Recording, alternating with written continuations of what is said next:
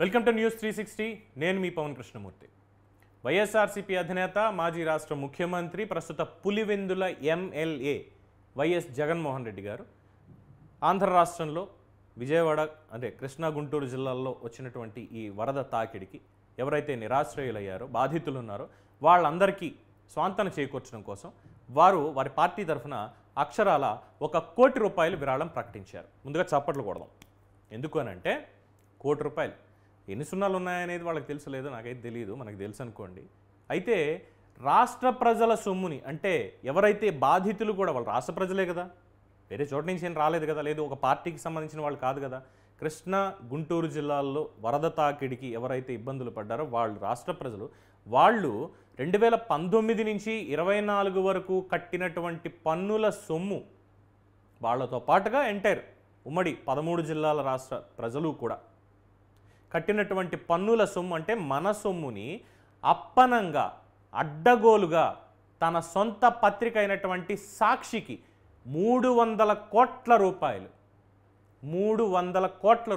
అప్పనంగా ఇచ్చినటువంటి జగన్మోహన్ రెడ్డి పాపం ప్రజల కష్టాలు చూడలేక ₹1 కోటి సాయం ఇచ్చాడు. అది కూడా ఏంటి, ముఖ్యమంత్రి సహాయ నిధికి ₹1 కోటి నేను పంపిస్తున్నాను ఇప్పుడే, చంద్రబాబు నాయుడు గారు ఈ ₹1 కోటి కూడా వీళ్ళకి ఇమీడియట్గా ఖర్చు చేయండి, ఇందులో పాలు పంచుకోవడానికి మేము కూడా వస్తున్నాం అని చెప్పలా.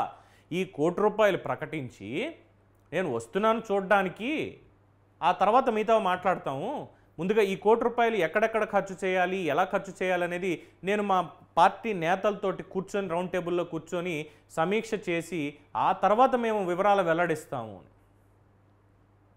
దొబ్బేసింది ₹300 కోట్లు. ఎలాగంటారా, సాక్షి పత్రిక వాలంటీర్లు కొనుక్కుని తీరాలి అని చెప్పి నెలకు ₹200 వాళ్ళకి ఇచ్చారు చూసారా, అది ఏడాదికి ₹60 కోట్ల, అంటే నెలకి ₹5 కోట్ల.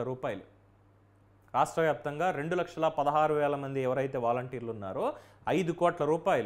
ఆ 200 వాళ్ళకి క్యాష్ ఇవ్వరట, వాళ్ళ పేరు మీద రిసిప్ట్ తీసుకొని ఆ ₹200 డైరెక్ట్గా తరలించేస్తారు. వాళ్ళు సాక్షి పత్రికని మాత్రమే కొనాలి, ఇంకేది కొనడానికి వీల్లేదు. ఇంకా ఏ పత్రిక కూడా ఆ సచివాలయాల్లోనో లేదంటే వాలంటీర్ల దగ్గర కనిపించడానికే వీల్లేదు. కేవలం సాక్షి పత్రిక మాత్రమే ఉండాలి. దీనికి జీవోలు ఇచ్చారు, దొంగ జీవోలు. మనకు కనిపించిన వాళ్ళ లోపల తొక్కి పెట్టారు. సహకార చట్టం ప్రకారం వచ్చినటువంటి ఏవైతే ఉన్నాయో ఆ వివరాలన్నీ గతంలో మనం చూసాం.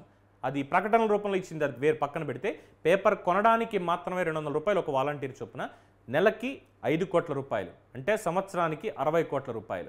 5 సంవత్సరాల్లో 60 కోట్లు ఇంటూ 5 ₹300 కోట్ల కేవలం తన పేపర్కి సర్క్యులేషన్ రావాలి అనేటువంటి దాంతో మనం పన్నులు కట్టినటువంటిది, మన మీద బలవంతంగా రుద్ది వసూలు చేసినటువంటి పన్నులు ఏవైతే ఉన్నాయో ఆ సొమ్ముని అప్పనంగా మళ్లించంటే ₹300 కోట్ల నిస్సిగ్గుగా దొబ్బేశాడు ప్రజల దగ్గర నుంచి. దాని నుంచి మొక్కుబడిగా ఇప్పుడు ₹1 కోటి మొహం మీద పడేసి పండగ చేసుకోండి, వరదల్లో ఉన్న వాళ్ళకి నేను వస్తున్నా, నేను వింటూనే ఉంటా, మేము సిద్ధం, మళ్ళీ వస్తున్నాం, చంద్రబాబు ఫెయిల్ అయ్యాడంటూ దిక్కుమాలిన దెయ్యపు మాటలన్నీ మాట్లాడుతున్నాడు. మరి 300 కోట్లు కేవలం పేపర్ కొనిపించడానికి దొబ్బేసి ₹1 కోటి ఇచ్చిన వీళ్ళని ఏమనాలి? మీ విజ్ఞతగా వదిలేస్తున్నాను. మీ అభిప్రాయాన్ని కామెంట్స్ రూపంలో తెలియజేయండి. చూస్తూనే ఉండండి న్యూస్ 360.